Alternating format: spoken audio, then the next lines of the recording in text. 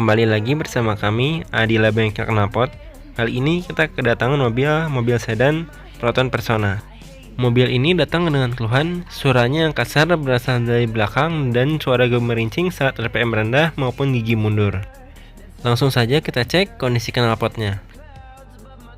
Pertama-tama muffler standarnya masih terlihat cukup bagus, namun saat digoyangkan sudah bergemerincing pertanda bagian dalamnya telah keropos. Lanjut ke pipa belakang telah jebol parah. Hal ini yang menyebabkan suaranya kasar dan seperti suara knalpot racing.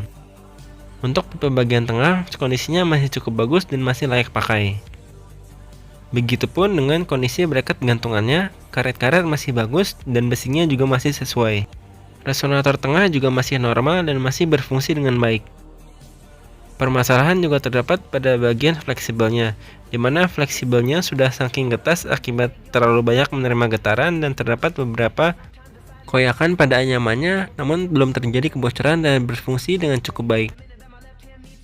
Di sini kita fokus untuk memperbaiki dua permasalahan utamanya, yaitu terdapat pada tabung muffler dan kondisi pipa belakang yang sudah jebol. Pertama-tama kita lepas muffler belakang dari plendes bagian belakangnya. Setelah plendes terlepas, kita bersihkan sisa packing lamanya dengan menggunakan KP. Hal ini bertujuan untuk mencegah terjadinya kebocoran pada saat pemasangan ulang. Dan untuk finishing kita bersihkan menggunakan sikat besi.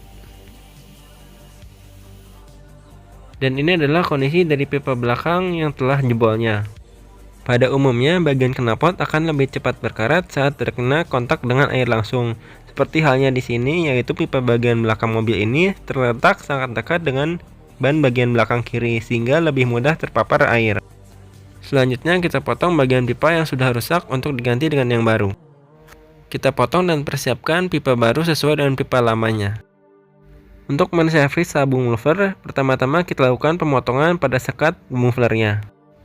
Setelah terpotong, sekat muffler akan terlihat dan di sini kondisinya karatan dan beberapa bagian telah terlepas. Selanjutnya kita las dan kita bersihkan bagian yang berkarat. Ternyata satu sekat saja belum cukup, maka dari itu kita buat beberapa sekat lagi untuk mengeluarkan kotoran dan membersihkan bagian dalamnya serta mengelas bagian yang keropos. Setelah dipastikan bagian dalamnya aman, kita las kembali bagian yang telah sebelumnya kita potong.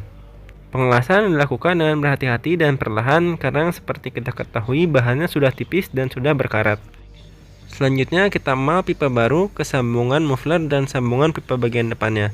Kita mal, setelah itu kita cantum menggunakan las. Untuk pengelasan kita lakukan di luar karena posisi dalam cukup sulit. Lakukan pengelasan terhadap pipa baru dan sambungan plendes. Pengelasan dilakukan di luar karena posisinya cukup sulit apabila dilakukan di atas dan hasilnya juga lebih rapih dan lebih optimal.